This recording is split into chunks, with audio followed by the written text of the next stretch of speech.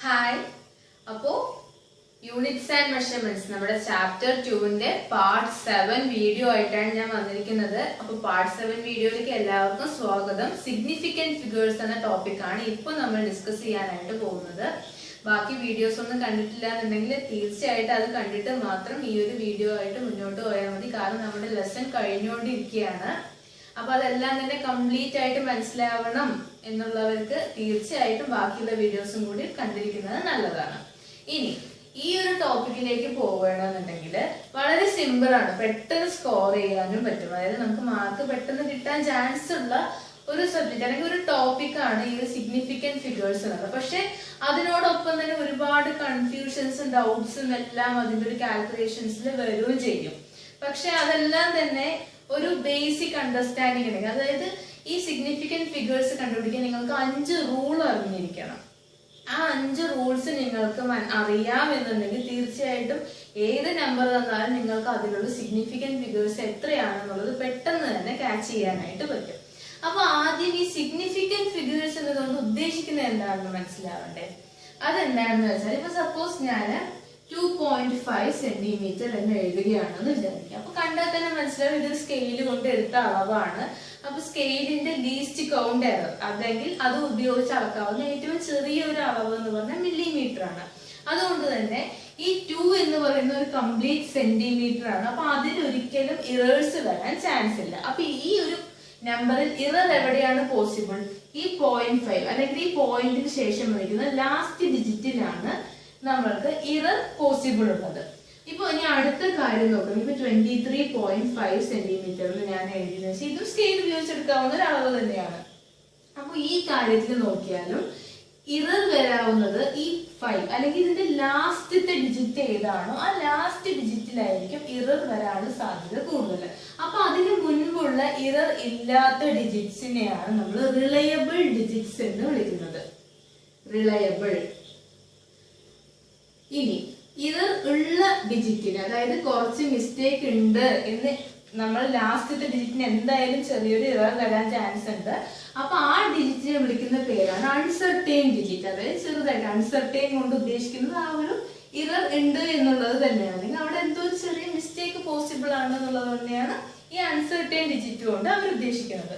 അപ്പോ നമ്മുടെ significant figures എന്ന് പറയുന്നത് ഈ ഒരു റിലയബിൾ ഡിജിറ്റിന്റെയും ആ അവസാനത്തെ അൺസർട്ടൈൻ ഡിജിറ്റിന്റെയും കൗണ്ടുകളിനെ ചേർത്ത് വിളിക്കുന്നതാണ്.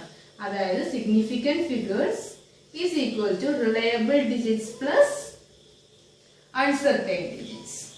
Uncertain digit കേട്ടോ, ലാസ്റ്റത്തെ ഒരേ ഒരു അൺസർട്ടൈൻ ഡിജിറ്റിനെ മാത്രമേ നമ്മൾ കണക്കാക്കുന്നുള്ളൂ.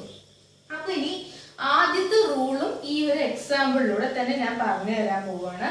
ആദ്യത്തെ റൂൾ എന്ന് വെച്ചാൽ ഇത്രയേ ഉള്ളൂ, എല്ലാ നോൺ സീറോ നമ്പേഴ്സും സിഗ്നിഫിക്കന്റ് ആണ്. അപ്പൊ ആദ്യത്തെ കേസിൽ നോക്കിയാൽ എത്രയുണ്ട് സിഗ്നിഫിക്കന്റ് ഫിഗേഴ്സ് നോക്കിയാൽ തന്നെ മനസ്സിലാവും 2 എണ്ണമാണ് ഉള്ളതെന്ന്. ഇനി രണ്ടാമത്തെ കേസിൽ നോക്കിയാൽ 1, 2, 3. അതായത് ഇവിടെ 0 ഒന്നും പ്രത്യക്ഷമല്ല, അതുകൊണ്ട് തന്നെ എല്ലാം നോൺ സീറോ ഡിജിറ്റ്സ് ആണ്. അപ്പൊ അതെല്ലാം തന്നെ എന്താണ്? സിഗ്നിഫിക്കന്റ് ആണ്. അപ്പൊ രണ്ടാമത്തെ കേസിൽ 3 സിഗ്നിഫിക്കന്റ് ഫിഗേഴ്സ് ആണ് ഉള്ളത്. അതിൽ ആദ്യത്തെ 2 എണ്ണം റിലയബിൾ ഡിജിറ്റും അവസാനത്തെ ഒരെണ്ണം അൺസർട്ടൈൻ ഡിജിറ്റും ആണ്. അപ്പൊ reliable digits plus the last uncertain digit is equal to significant figures. അതായത് നമ്മളുടെ ആ ഒരു എണ്ണം എത്രയാണോ വേണ്ടത് അതിന്റെ കൗണ്ട് ആണ് ഇതിലൂടെ ഉദ്ദേശിക്കുന്നത്.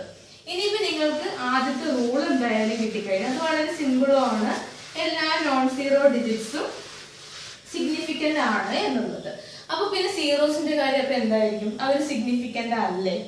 അല്ല, അത്ര തന്നെ ഉള്ളൂ. സീറോസ് വന്നാൽ അതിന് സിഗ്നിഫിക്കൻസ് ഇല്ല. ഇപ്പൊ സപ്പോസ് 230 എന്നൊരു നമ്പറാണ് നിങ്ങൾക്ക് തരുന്നത് എന്ന് വിചാരിക്കുന്നത്. നിങ്ങളോട് ചോദിക്കുന്നത് ഇതിലിപ്പോ എത്ര സിഗ്നിഫിക്കന്റ് ഫിഗേഴ്സ് ഉണ്ടെന്ന്. ആദ്യത്തെ 2 എണ്ണം സിഗ്നിഫിക്കന്റ് ആണെന്ന് നമ്മൾക്കറിയാം, കാരണം നോൺ സീറോ ഡിജിറ്റ്സ് ആണ്. അപ്പൊ ലാസ്റ്റത്തെ 0യോ സിഗ്നിഫിക്കന്റ് അല്ല, അത് നമ്മൾ അവിടെ വിടുന്നു. അപ്പൊ ഈ കേസിൽ നമുക്ക് 2 സിഗ്നിഫിക്കന്റ് ഫിഗേഴ്സ് ആണ് കിട്ടുന്നത്. ഇനിയിപ്പോ സപ്പോസ് 4500 ആണെന്ന് വിചാരിക്കാം. ഇതിലും എന്താണ്? സീറോസിന്റെ വാല്യൂ ഇല്ല. അതുകൊണ്ട് തന്നെ ലാസ്റ്റ് കൊടുത്തിരുന്ന ഈ 2 സീറോസിന് നമ്മൾ മൈൻഡ് ചെയ്യുന്നില്ല. അതിന് മുൻപുള്ള നോൺ സീറോ ഡിജിറ്റ്സിനെ മാത്രമേ സിഗ്നിഫിക്കന്റ് ആയി കൗണ്ട് ചെയ്യുന്നുള്ളൂ. അപ്പൊ ഈ കേസിലും അത് 2 തന്നെയാണ്. ഇനി സപ്പോസ് 10 ലാഖോ മറ്റോ ആണ് നിങ്ങൾക്ക് തരുന്നത് എന്ന് വിചാരിക്കുക. ഇവിടെയും ഇത്രയും സീറോസ് ഉണ്ടെങ്കിലും ഇവർക്ക് ഒന്നും തന്നെ വാല്യൂ ഇല്ല. ആദ്യത്തെ ആളെ 1ന് മാത്രമേ വാല്യൂ ഉള്ളൂ. അപ്പൊ ഡിജിറ്റ് എത്ര തന്നെ വലുതാണെങ്കിൽ ശരി, അതിൽ സീറോസ് ആണ് ട്രെയിലിംഗ് ആയിട്ട് റൈറ്റ് ഹാൻഡ് സൈഡിലേക്ക് പോകുന്നതെങ്കിൽ അവിടെയുള്ള നോൺ സീറോ ഡിജിറ്റിന് മാത്രമേ വാല്യൂ ഉള്ളൂ. അപ്പൊ ഈ കേസിൽ വെറും 1 ആണ് സിഗ്നിഫിക്കന്റ് ഫിഗർ.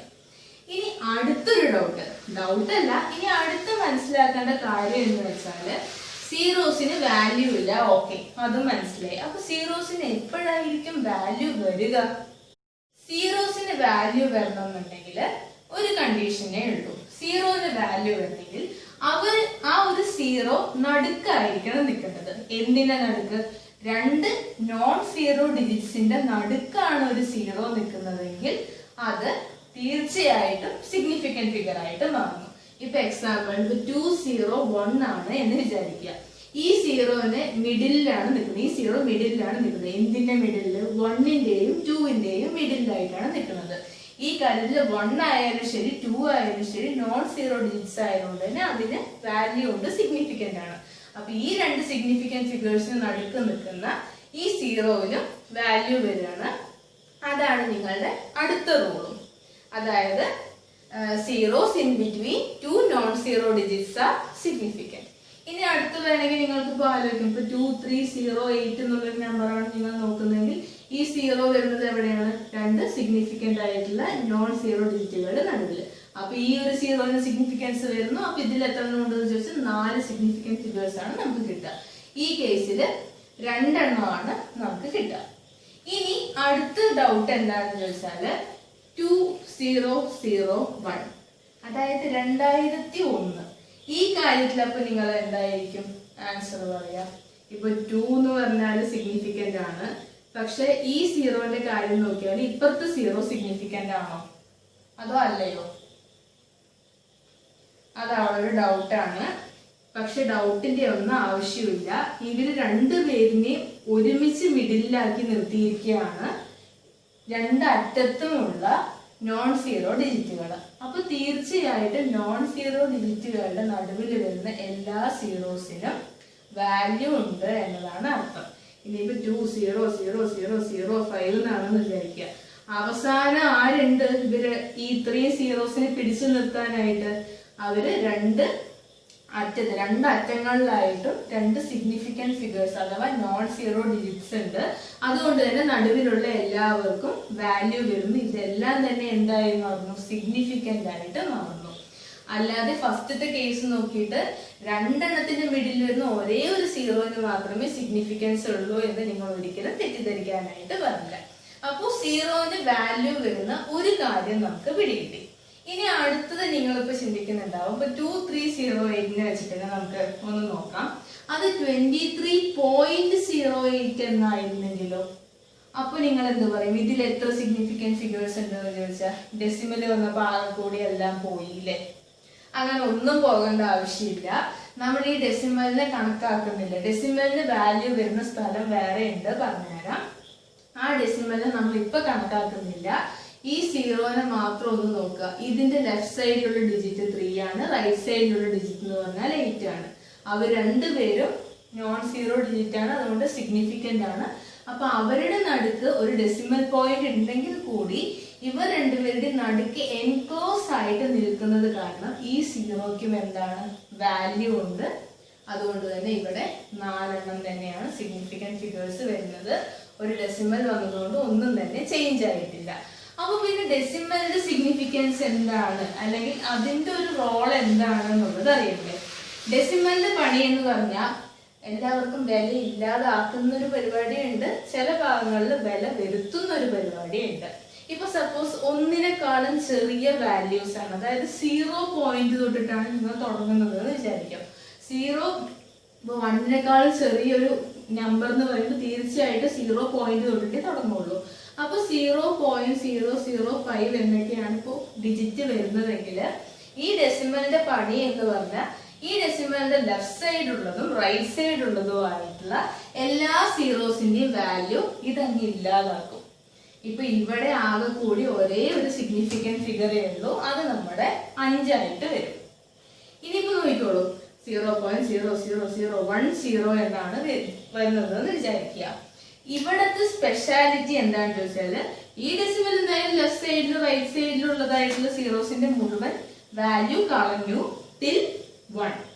ഈ 1ന് ശേഷം വരുന്ന റൈറ്റിലേക്കുള്ള എല്ലാ സീറോസും ഇവിടെ നിന്ന് അങ്ങോട്ടേക്ക് സിഗ്നിഫിക്കന്റ് ആവുകയാണ്. എന്ന് വെച്ചാൽ ഈ ഒരു പോളിസി, അതായത് ലെഫ്റ്റിൽ ഒരു ഡെസിമലിന്റെ ലെഫ്റ്റിലേക്കും റൈറ്റിലേക്കും വരുന്ന സീറോന്റെ വാല്യൂ ഒരു ഡെസിമൽ എടുത്ത് കളഞ്ഞ അല്ലെങ്കിൽ അതിന്റെ അൺസിഗ്നിഫിക്കന്റ് ആക്കി മാറ്റുന്നത് ആദ്യത്തെ നോൺ സീറോ ഡിജിറ്റ് കാണുന്നത് വരെയാണ്. ആ ഒരു നോൺ സീറോ ഡിജിറ്റ് തൊട്ടിട്ട് ഇനി നിങ്ങൾ ഇവിടെ നിന്ന് അങ്ങോട്ടേക്ക് എത്ര സീറോ ഇട്ട് പോയാലും ഇതിനെല്ലാം തന്നെ എന്താണ് വാല്യൂ ഉണ്ട്. ഇവയെല്ലാം തന്നെ സിഗ്നിഫിക്കന്റ് ഡിജിറ്റ്സ് ആയിട്ട് കണക്കാക്കപ്പെടുകയും ചെയ്യും. അപ്പൊ ഏകദേശം കാര്യം പിടികിട്ടിയെന്ന് തോന്നുന്നു. ഞാൻ എടുത്തെടുത്ത് പറയുന്നുണ്ട്, 1നെക്കാളും ചെറിയ നമ്പർ ആണെങ്കിൽ മാത്രമാണ് ഇങ്ങനെ. 1നെക്കാളും ചെറുതെന്ന് പറഞ്ഞാൽ ഓട്ടോമാറ്റിക്കലി ഡെസിമലിന്റെ ലെഫ്റ്റ് സൈഡുകളിലും എന്തേ വരുള്ളൂ, 0 മാത്രമേ വരുള്ളൂ.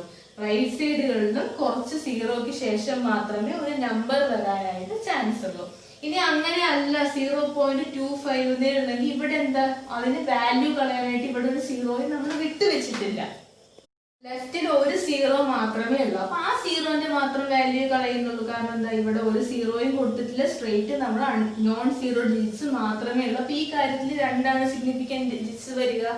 അപ്പൊ ഒരിക്കലും കൺഫ്യൂഷൻ ആക്കാതെ മിക്സ് ചെയ്യാതെ നിൽക്കരുത്. ഇതങ്ങനെ പ്ലെയിൻ ആയിട്ട് പ്രീ ജഡ്ജ്മെന്റ് ഇല്ലാതെ കണ്ടുപോവുക. എന്നിട്ട് അവസാനം തരുന്ന ക്വസ്റ്റ്യൻസ് ഒന്ന് അറ്റംപ്റ്റ് ചെയ്യാൻ ശ്രമിക്കുക. അപ്പൊ തന്നെ ഓട്ടോമാറ്റിക്കലി എല്ലാം ഓക്കെ ആവും. നടുവിൽ എക്സ്ട്രാ ഡൗട്ട് നിങ്ങൾ വരുത്താതിരിക്കുക. ഒരു കൂൾ മൈൻഡ് വെച്ചിട്ട് ഫുൾ ആയിട്ട് കാണാൻ ശ്രമിക്കുക. കാരണം എല്ലാം ഞാൻ പറഞ്ഞു തരുമെന്ന് വെയിറ്റ് ചെയ്യുക. അപ്പൊ തന്നെ ഒന്നും ഒരുപാട് ചിന്തിക്കണ്ട. ഇനി അപ്പൊ നിങ്ങൾ വിചാരിക്കുന്നുണ്ടാവും ഇനി അടുത്തൊരു ഡൗട്ട് വരാവുന്ന പോസിബിലിറ്റി പറഞ്ഞാൽ, ഞാനിപ്പോ പറഞ്ഞു ഡെസിമൽ വരുന്നത് ഒരു 1നെക്കാളും ചെറിയ നമ്പേഴ്സ് ആണെങ്കിലുള്ള കാര്യമാണ് ഇപ്പൊ പറഞ്ഞത്. അപ്പൊ ഇനിയിപ്പോ 1നെക്കാളും വലിയ അല്ലെങ്കിൽ 1 തൊട്ടിട്ടുള്ള നമ്പേഴ്സ് ആണ് ഡെസിമലിന്റെ ലെഫ്റ്റ് സൈഡ് വരുന്നതെങ്കിൽ എന്താണ് അവിടുത്തെ എഫക്റ്റ് എന്നാണ് നമ്മൾക്ക് അറിയേണ്ടത്. ഇപ്പൊ സപ്പോസ് 20.005 എന്നാണെങ്കിൽ ഈ ഡെസിമലിന്റെ മുൻപുള്ളത് 0നെക്കാളും വലിയ നമ്പർ ആണ്, അതായത് 20 ആണ് വന്നിരിക്കുന്നത്. ഈ 0നെ നോക്കരുത് കേട്ടോ, അത് 20ന്റെ 0 ആണ്. അതിന് നിങ്ങൾ ഒറ്റയ്ക്ക് ഇൻഡിവിജ്വൽ ആയിട്ട് പിടിച്ചു കുടിക്കുക എന്ന് വിചാരിക്കരുത്. ഇത് മുഴുവനായിട്ട് വേണം നോക്കാൻ. ഇത് 20 ആണ് എന്നുള്ളത്. അങ്ങനെ വരുന്ന സമയത്ത് ഇനി ഇവിടെ നിന്ന് അങ്ങോട്ട് നിങ്ങൾ എത്ര തന്നെ 0 ഇട്ട് കൂട്ടിയാലും ഇതിനെല്ലാം തന്നെ എന്തുണ്ട്, വാല്യൂ ഉണ്ട്. അതാണ് അവിടുത്തെ കാര്യം. 1നെക്കാളും ചെറിയ നമ്പർ വന്നിട്ട് ലെഫ്റ്റ് സൈഡും ഈ ഒരു ഡെസിമലിന്റെ റൈറ്റ് സൈഡിലും ഒക്കെ 0 വരുന്ന സമയത്താണ് ഈ ഡെസിമൽ മുഴുവനായിട്ട് ഈ സീറോസിന്റെ വാല്യൂ ഒക്കെ ഇല്ലാതാക്കുന്നത്. എന്നാൽ ഇവിടെ ഒരു നോൺ സീറോ ഡിജിറ്റ് ഈ ഡെസിമലിന്റെ മുന്നിൽ ഈ ലെഫ്റ്റ് ഹാൻഡ് സൈഡിലായിട്ട് വന്നു കഴിഞ്ഞാൽ പിന്നെ അവിടെ നിന്ന് അങ്ങോട്ടേക്കുള്ള എല്ലാ ട്രെയിലിംഗ് സീറോസും അപ്പൊ എന്താണ്, സിഗ്നിഫിക്കന്റ് ആണ് എന്നാണ് അർത്ഥം. ഇപ്പൊ ഇനി നമുക്ക് 2 എക്സാമ്പിൾ നോക്കാം. അപ്പൊ നിങ്ങൾക്ക് അത് ഇത്രയും കൂടി ഒന്ന് നേരെ മനസ്സിലാവും. ഇപ്പൊ 3.500 ആദ്യത്തെ ഒരു ക്വസ്റ്റ്യൻ. ഇനി രണ്ടാമത്തേന്ന് പറഞ്ഞാൽ 0.06900. ഇതൊന്ന് വീഡിയോ പൗസ് ചെയ്തിട്ട് നിങ്ങൾ എന്റെ സിഗ്നിഫിക്കന്റ് ഫിഗേഴ്സ് എത്ര ഉണ്ടാവുന്നുള്ളൂ ഒന്ന് ചെയ്ത് നോക്കുക. അതിനുശേഷം വീഡിയോ ഒന്ന് കണ്ടിന്യൂ ചെയ്തിട്ട് നോക്കാം. എന്തായാലും നമുക്ക് ആൻസർ എന്താണെന്ന് നോക്കാം. ആദ്യത്തെ കേസിൽ നോക്കുകയാണെങ്കിൽ ഡെസിമലിന്റെ ലെഫ്റ്റ് സൈഡിൽ നോക്കിയാൽ മനസ്സിലാവും ഇത് 0നെക്കാളും വലിയ നമ്പർ ആണ് എന്നുള്ളത്. അപ്പൊ തന്നെ മനസ്സിലാക്കണം ഇത് ഫുൾ ആയിട്ട് സിഗ്നിഫിക്കന്റ് ആവാൻ പോവാണ്. കാരണം ഈ ഡെസിമലിന്റെ ലെഫ്റ്റും റൈറ്റും ഉള്ള 2 നമ്പേഴ്സും സിഗ്നിഫിക്കന്റ് ആണ്, അഥവാ നോൺ സീറോ ഡിജിറ്റ്സ് ആണ്. അതുകൊണ്ട് തന്നെ ഇനി ഇതിന് ശേഷം വരാവുന്ന എല്ലാ ട്രെയിലിംഗ് സീറോസും അപ്പൊ എന്താണ്, ട്രെയിലിംഗ് സീറോസ് കൊണ്ട് ഉദ്ദേശിക്കുന്നത് അവസാനം ഇട്ടിട്ടുള്ള സീറോസിന്റെയാണ്. അപ്പൊ 1000 എന്ന് പറഞ്ഞാൽ ഇതിനെയാണ് ട്രെയിലിംഗ് സീറോ. ഇത് അവസാനത്തെ ഡിജിറ്റ്സ് ആയിട്ട് സീറോസ് വരുന്നതിനാണ് ട്രെയിലിംഗ് സീറോസ് കൊണ്ട് ഉദ്ദേശിക്കുന്നത്. അപ്പൊ ഈ കാര്യത്തിൽ ഡെസിമലിന്റെ മുന്നിലുള്ള നമ്പർ 0നെക്കാളും വലുതുമാണ്. അതുകൊണ്ട് തന്നെ ഈ ട്രെയിലിംഗ് സീറോസ് എല്ലാം തന്നെ സിഗ്നിഫിക്കന്റ് ആവണം. ചെറിയൊരു കമ്പാരിസൺ ആണ്. എന്ന് വെച്ചാൽ ഡെസിമലിന്റെ ലെഫ്റ്റിലുള്ള നമ്പർ 0നെക്കാളും ചെറുതാണെങ്കിൽ അതിന്റെ ലെഫ്റ്റിലും റൈറ്റിലുമുള്ള അടുത്ത് നിൽക്കുന്ന എല്ലാ സീറോസിന്റെയും വാല്യൂ അത് ഇല്ലാതാക്കും. എപ്പോ വരെ? ആദ്യത്തെ നോൺ സീറോ ഡിജിറ്റ് കാണുന്നത് വരെ മാത്രം. അതിനുശേഷമുള്ള എല്ലാ സീറോസും അപ്പൊ എന്താണ്? സിഗ്നിഫിക്കന്റ് ആണ്. അപ്പൊ ഈ കാര്യത്തിൽ നമുക്ക് മൊത്തം 4 സിഗ്നിഫിക്കന്റ് ഫിഗേഴ്സ് ആണ് കിട്ടുന്നത്. ഇനി ഇവിടെ ലെഫ്റ്റിലേക്ക് നോക്കിയാൽ മനസ്സിലാവും ഇത് സീറോനേക്കാളും ചെറിയ നമ്പർ ആണ്. അപ്പൊ ഈ ഡെസിമലിന്റെ ലെഫ്റ്റ് റൈറ്റും ഉള്ള സീറോസിന്റെ വാല്യൂ അത് കളഞ്ഞു. ഏതുവരെ? ആദ്യത്തെ നോൺ സീറോ ഡിജിറ്റ് ആയ 6നെ കാണുന്നത് വരെ. ഇനി ഇവിടെ നിന്ന് അങ്ങോട്ടേക്കുള്ള എല്ലാ ഡിജിറ്റ്സും റിലയബിൾ ആണ്. കാരണം ഡെസിമലിന് ശേഷം വരുന്ന സീറോനേക്കാളും ചെറിയ നമ്പർ ആണെങ്കിലും ആ ഒരു വാല്യൂ ഇല്ലാത്ത സീറോസ് എല്ലാം കട്ട് ചെയ്തതിനു ശേഷം അതിനെല്ലാം ശേഷം വരുന്ന നോൺ സീറോ ഡിജിറ്റ് കഴിഞ്ഞിട്ടുള്ള ട്രെയിലിംഗ് സീറോസ് മുഴുവൻ എന്താണ്? സിഗ്നിഫിക്കന്റ് ആണ് എന്നത് ഉണ്ട്. അപ്പൊ ഈ കാര്യത്തിൽ ഈ 2 സീറോസിന് മാത്രമാണ് വാല്യൂ ഇല്ലാത്തത്. ബാക്കി ഇത് മുഴുവൻ വാല്യൂ ഉണ്ട്. അപ്പൊ ഈ കേസിലും 4 തന്നെയാണ് എന്ത് വരുന്നത്? സിഗ്നിഫിക്കന്റ് ഫിഗേഴ്സ് ആയിട്ട് വരുന്നത്. ഇപ്പൊ നിങ്ങൾക്ക് ഏകദേശം കാര്യങ്ങളൊക്കെ പിടികിട്ടിയിട്ടുണ്ടാവും. ഇനി നിങ്ങൾക്ക് എവിടെയെങ്കിലും എക്സാമ്പിൾസ് കിട്ടുന്നുണ്ടെന്നുണ്ടെങ്കിൽ അതെല്ലാം ഒന്ന് വർക്ക്ഔട്ട് ചെയ്ത് നോക്കുക. ഇനി ഇതിനെ പറ്റി കൂടുതലായിട്ട് എനിക്ക് പറഞ്ഞുതരാനുള്ള എന്താണെന്ന് വെച്ചാല്, ഇപ്പൊ സപ്പോസ് നിങ്ങൾക്ക് 23.08 സെന്റിമീറ്റർ എന്ന് ഞാൻ തന്നു എന്ന് വിചാരിക്കാം. അപ്പൊ ഈ കേസില് 2.308 സെന്റിമീറ്റർ ആണ് ഞാൻ നിങ്ങൾക്ക് തന്നതെന്ന് വിചാരിക്കാം. ഞാനിപ്പോ സപ്പോസ് ഇതിനെ മില്ലിമീറ്ററിലേക്ക് ചേഞ്ച് ചെയ്യുകയാണെങ്കിൽ ഞാനിപ്പോ എന്താ ചെയ്യാം? ഇൻറ്റു 10 ചെയ്യും. അപ്പൊ ഇൻറ്റു 10 ചെയ്യുമ്പോൾ ഈ 3 പോയിന്റ് അതായത് ഡെസിമലിന്റെ ഇപ്പുറത്തേക്ക് കയറും. അപ്പൊ 23.08 മില്ലിമീറ്റർ എന്നായി മാറും. ഇനിയിപ്പോ ഈ സെന്റിമീറ്ററിനെ ഞാൻ മീറ്ററിലേക്ക് ചേഞ്ച് ചെയ്യുകയാണെങ്കിൽ ഞാൻ ഡിവൈഡഡ് ബൈ 100 ആയിരിക്കും ചെയ്യുക. അപ്പൊ 230.8 എന്നായിരിക്കും 8 മീറ്റർ എന്നായിരിക്കും എനിക്ക് ആൻസർ വരിക. അപ്പോ ഈ ഒരു യൂണിറ്റ്സ് ചേഞ്ച് ചെയ്യുന്ന സമയത്ത് ഒരേ കാര്യത്തിന്റെ ഡിഫറെന്റ് യൂണിറ്റ്സ് നമ്മൾ ഉപയോഗിക്കും. അപ്പൊ ആ യൂണിറ്റ്സ് ചേഞ്ച് ചെയ്യുമ്പോൾ സിഗ്നിഫിക്കന്റ് ഫിഗേഴ്സിന് വ്യത്യാസം സംഭവിക്കുന്നുണ്ടോ എന്നതാണ് നമുക്ക് അറിയേണ്ടത്. അപ്പൊ ഇതായിരുന്നു നമ്മുടെ ഫസ്റ്റ് കേസ്. അപ്പൊ ഇതിലത്തെ കാര്യം നോക്കിയാൽ 1, 2, 3, 4 മൊത്തം 4 സിഗ്നിഫിക്കന്റ് ഫിഗേഴ്സ് ആണ് വരുന്നത്. ഇനി രണ്ടാമത്തെ കാര്യമായിട്ട് മില്ലിമീറ്ററിന്റെ നോക്കിയാലും ഈ പോയിന്റിന് ഇപ്പുറത്തേക്കുള്ളത് സീറോനേക്കാളും വലിയ ഡിജിറ്റ് ആണ്. അപ്പൊ ഈ 2 നമ്പറും സീറോന്റെ ലെഫ്റ്റിലും റൈറ്റിലും കിടക്കുന്ന 2 നമ്പറും നോൺ സീറോ ഡിജിറ്റ്സും അതായത് റിലയബിളും ആയതുകൊണ്ട് എന്താണ് ഇത് 4 തന്നെ സിഗ്നിഫിക്കന്റ് ആയി മാറണം. അപ്പൊ ഈ കേസിലും എന്താണ് 4 തന്നെയാണ്. ഇനി മുകളിലുള്ള മീറ്ററിലേക്ക് മാറ്റിയ കാര്യം നോക്കിയാൽ ഇതിൽ എത്ര തന്നെയാണ് സിഗ്നിഫിക്കന്റ് ഫിഗേഴ്സ് വരുന്നത്? 4 തന്നെയാണ്. അപ്പൊ ഇതും കൂടി മനസ്സിലാക്കി വെക്കുക. നിങ്ങൾ യൂണിറ്റ്സ് ചേഞ്ച് ചെയ്തു, ഇപ്പൊ മീറ്ററിന് മില്ലിമീറ്റർ ആക്കി സെന്റിമീറ്റർ ആക്കി, അല്ലെങ്കിൽ നിങ്ങൾ ഇപ്പൊ വേറെ വല്ല യൂണിറ്റ്സും ആണ് നിങ്ങൾ കിലോഗ്രാമിന് മില്ലിഗ്രാം ആക്കി, അങ്ങനെ എന്ത് ചെയ്താലും ആ ഒരു സിഗ്നിഫിക്കന്റ് ഫിഗേഴ്സിന്റെ എണ്ണത്തിൽ മാറ്റം വരില്ല. അത് അതേപോലെ തന്നെ ഉണ്ടാവും. അപ്പൊ യൂണിറ്റ്സ് ചേഞ്ച് ചെയ്യുന്നത് നമ്മൾക്കൊരു പ്രശ്നമേ അല്ല. ഇത് നിങ്ങൾ നോട്ട് ചെയ്ത് വെക്കേണ്ട ഒരു കാര്യമാണ്. ഇനി ഇത്രയും ഒരു പ്രശ്നം നമുക്ക് ഒഴിവാക്കാനായിട്ട് അടുത്തത് നമ്മൾ എന്ത് ചെയ്യാൻ പറ്റുന്ന, അതായത് ഇങ്ങനെയൊന്നും വേണ്ട, അപ്പൊ ഈ ഒരു രീതിയിൽ ഇത്രയും കൺഫ്യൂഷൻസ് ഒന്നും നമുക്ക് വേണ്ടാന്ന് തോന്നുകയാണെങ്കിൽ ഇത്ര മാത്രം ചെയ്താൽ മതി. നിങ്ങൾക്ക് പവറിലേക്ക് എഴുതാനായിട്ട് അറിയുന്നുണ്ടാവും. ഇപ്പൊ ഈ കാര്യത്തിൽ നോക്കിയപ്പോ 2.308 സെന്റിമീറ്ററിനെ ഞാൻ എങ്ങനെയാണ് മില്ലിമീറ്ററിലേക്ക് ആക്കിയത്? ഇൻറ്റു 10 ചെയ്തിട്ട് അല്ലെ? അപ്പൊ 2.308 ഇത് കണ്ടാൽ തന്നെ മനസ്സിലാവും 4 സിഗ്നിഫിക്കന്റ് ഫിഗർ ആണ് ഉള്ളതെന്ന്. ഇൻറ്റു 10⁻1. 10⁻1 എന്ന് പറഞ്ഞാൽ 10 എന്ന് തന്നെയാണ് അർത്ഥം, അതിന് വ്യത്യാസമില്ല. അപ്പൊ ഇൻറ്റു 10⁻1 എന്ന് എഴുതുന്നതിലൂടെ എനിക്ക് ഈ സെന്റിമീറ്റർ മാറി ഇവിടെ യൂണിറ്റിന് മില്ലിമീറ്റർ എന്ന് എഴുതാനായിട്ട് പറ്റും. ഇവിടത്തെ കാര്യം എന്താ വെച്ചാൽ ഇതിനെ ഓർഡർ ഓഫ് മാഗ്നിറ്റ്യൂഡ് എന്നാണ് ഈ 10⁻1 കൊണ്ട് ഉദ്ദേശിക്കുന്നത്. ഈ ഇൻറ്റുവിന് ശേഷം വരുന്ന ഈ കാര്യം നമുക്ക് കണക്കിലെടുക്കേണ്ട ആവശ്യമേ ഇല്ല. അതിനു മുൻപ് ഈ ഇൻറ്റുവിന് ലെഫ്റ്റ് സൈഡിലായിട്ട് വരുന്നത് എത്ര ഡിജിറ്റ്സ് ആണോ അതിന് മാത്രം നമ്മൾ കണക്കാക്കിയാൽ മതി.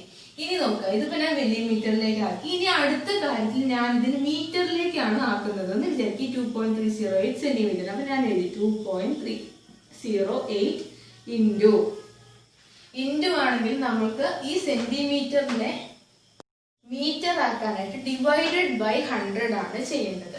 അപ്പൊ ഡിവൈഡഡ് ബൈ 100 ആണ് ചെയ്യേണ്ടത്. നമ്മൾ ഈ 1/10നെ 10⁻⁻1 എന്ന് എഴുതാറുണ്ട്. അതുപോലെ 1/10 സ്ക്വയർ ആണെന്നുണ്ടെങ്കിൽ അതിന് നമ്മൾ ഈ സ്ക്വയറിന്റെ മുകളിലേക്ക് -2 എന്ന് പവർ ആയിട്ട് കൊടുക്കാറുണ്ട്. അപ്പൊ നമുക്ക് ഈ ഭാഗത്തും ചെയ്യേണ്ടത് ഇതിനെ ഡിവൈഡഡ് ബൈ 100 എന്നാണ് ചെയ്യേണ്ടത്. അപ്പൊ ഈ 100 എന്ന് പറഞ്ഞാൽ 10 × 10 ആണ് 100. അപ്പൊ 10ന്റെ പവറിലേക്ക് ഈ 100നെ ഞാൻ മാറ്റി 10 സ്ക്വയർ എന്ന് കൊടുക്കുകയാണ്. ഇനി ഈ ഡിവൈഡഡ് ബൈ 10 സ്ക്വയർ എന്നുള്ളതിനെ മുഴുവനായിട്ട് മാറ്റിയിട്ട് ഞാൻ അതിനെ × 10⁻² എന്നാക്കുകയാണ്. മനസ്സിലായോ? ഇനിയിപ്പോ സപ്പോസ് ഞാൻ കിലോമീറ്ററിലേക്കാണ് ആക്കുന്നത് എന്നുണ്ടെങ്കിൽ ഡിവൈഡഡ് ബൈ 1000 ആണ് നമുക്ക് വേണ്ടത്. 1000 മീറ്റേഴ്സ് ആണ് നമുക്ക് 1 കിലോമീറ്റർ. അപ്പൊ ഞാൻ 1 മീറ്റർ ആയിട്ട് നിൽക്കുന്നത്. ഇതിപ്പോ എനിക്ക് 1 മീറ്റർ ആണ്. ഇനി ഇതിന് 1000 കൊണ്ട് ഡിവൈഡ് ചെയ്താലാണ് എനിക്ക് ആൻസർ കിട്ടുക. അപ്പൊ ഞാൻ ഡിവൈഡഡ് ബൈ 1000 എന്നാണ് കൊടുക്കുന്നതെങ്കിൽ ആദ്യം 1000ന് 10ന്റെ പവറിലേക്ക് മാറ്റും. അപ്പൊ 10⁻³ ആണ് 1000. അപ്പൊ 1/1000 ചെയ്യണമെന്നുണ്ടെങ്കിൽ ഞാൻ 1/10⁻³ എന്നാണ് യൂസ് ചെയ്യുക. അപ്പൊ ഇതിനെ മാറ്റി എഴുതുന്ന സമയത്ത് 10⁻³ എന്ന് നമുക്ക് കൊടുക്കാനായിട്ട് പറ്റും. ഇതെല്ലാം സയന്റിഫിക് കാൽക്കുലേറ്റർ നിങ്ങൾ വർക്ക് ചെയ്യുന്ന സമയത്ത് നിങ്ങൾക്ക് യൂസ് ആവുന്ന കാര്യങ്ങളാണ്. അപ്പോ ഈ ഒരു രീതിയിലേക്ക് പവറിലേക്ക് ഞാൻ മാറ്റി എഴുതി. ഇപ്പൊ ഇവിടത്തെ എന്റെ യൂണിറ്റ് എന്ന് പറഞ്ഞാൽ m മാത്രമാണ്, അതായത് മീറ്റർ. മില്ലിമീറ്ററിന് ചേഞ്ച് ആയി, ഇത് മീറ്ററിലേക്ക് വന്നു. ഇപ്പോഴും ഈ നമ്പറിന് മാറ്റമില്ല, അത് 2.308 എന്ന് തന്നെ നിൽക്കുകയാണ്. അപ്പൊ നിങ്ങൾക്ക് ഈ രീതിക്ക് വേണമെങ്കിലും യൂസ് ചെയ്യാം. അപ്പോൾ നിങ്ങൾക്ക് ഇങ്ങനത്തെ ഒരു ക്വസ്റ്റ്യൻ ആണ് തരുന്നത്, അതായത് 25 × 10⁻³ അല്ലെങ്കിൽ 3.50 × 10⁻². അങ്ങനെയൊക്കെയാണ് ക്വസ്റ്റ്യൻ തരുന്നത്. കണ്ണു അടച്ചിട്ട് ഈ ഇൻഡുവിന് ഇപ്പുറത്തേക്കുള്ള നമ്പേഴ്സിനെ സിംപ്ലി എണ്ണിയിട്ട് ആൻസർ എഴുതി കൊടുക്കാം. അവിടെ ഇനിയിപ്പോ ഒരു കൺഫ്യൂഷൻസിന്റെയും ആവശ്യമില്ല, സിമ്പിൾ ആയിട്ട് തന്നെ എഴുതി കൊടുക്കാം. അപ്പൊ ഈ ഒരു ടോപ്പിക് കംപ്ലീറ്റ് ആയി. അപ്പൊ സിഗ്നിഫിക്കന്റ് ഫിഗേഴ്സ് എല്ലാവർക്കും മനസ്സിലായിട്ടുണ്ടാവുമെന്ന് വിചാരിക്കുന്നു. കിട്ടാവുന്ന എക്സാമ്പിൾസ് ഒക്കെ നിങ്ങളൊന്ന് ചെയ്ത് നോക്കുക. ഡൗട്ട്സ് ഉണ്ടെങ്കിൽ കമന്റ് സെക്ഷനിൽ കൊടുക്കുക. ഞാൻ നിങ്ങളുടെ ഡൗട്ട്സ് ക്ലിയർ ചെയ്യാനായിട്ട് ഞാൻ പ്രത്യേകം ഒരു വീഡിയോ ചെയ്യുന്നുണ്ട്. ഇപ്പൊ നിങ്ങളുടെ ഭാഗത്ത് കുറച്ച് ഡൗട്ട്സ് എല്ലാം ചോദിച്ചു തുടങ്ങിയിട്ടുണ്ട്. അപ്പൊ അതെല്ലാം ക്ലിയർ ചെയ്തിട്ട് ഞാൻ പുതിയതായിട്ടൊരു വീഡിയോ നിങ്ങൾക്ക് ചെയ്തു തരാം. അപ്പൊ എന്ത് ഡൗട്ട്സ് ഉണ്ടെങ്കിൽ കമന്റ്സ് ഉണ്ടെങ്കിൽ എല്ലാം നിങ്ങൾ കമന്റ് സെക്ഷനിൽ കൊടുത്തോളൂ, ഞാൻ റിപ്ലൈ തരുന്നതായിരിക്കും. എനിവേ, ഈ വീഡിയോ ഇഷ്ടപ്പെട്ട ലൈക്ക് ചെയ്യാൻ മറക്കരുത്. നമ്മുടെ ചാനൽ ഒന്ന് പെട്ടെന്ന് ഗ്രോ ചെയ്യണം, എങ്കിലേ എനിക്കും വീഡിയോസ് ഇടാനും ഒരു മനസ്സിന് സന്തോഷമൊക്കെ കിട്ടിയിട്ട് ഇടാനൊക്കെ തോന്നുള്ളൂ. അല്ലാതെ നമ്മൾ കഷ്ടപ്പെടുന്നത് വെറുതെ ആയിട്ട് പോവായിരുന്നു സങ്കടമല്ലേ. അപ്പൊ എന്തായാലും സപ്പോർട്ട് ചെയ്യുക, നിങ്ങളുടെ ഫ്രണ്ട്സിനൊക്കെ ഷെയർ ചെയ്ത് കൊടുക്കുക. സബ്സ്ക്രൈബ് ചെയ്യാതെ കുറെ പേര് കാണുന്നുണ്ട്, എന്തായാലും കാണുന്നില്ല. അപ്പൊ പിന്നെ സബ്സ്ക്രൈബും കൂടി ചെയ്തൂടെ, എനിക്കൊരിത്തിരി സപ്പോർട്ട് ആവില്ലേ. അപ്പോ എന്തായാലും സബ്സ്ക്രൈബ് ചെയ്യാതെ ഇരിക്കരുത്, എന്തായാലും സബ്സ്ക്രൈബ് ചെയ്യുക. എന്തായാലും അടുത്ത വീഡിയോയിൽ കാണുന്നവരെ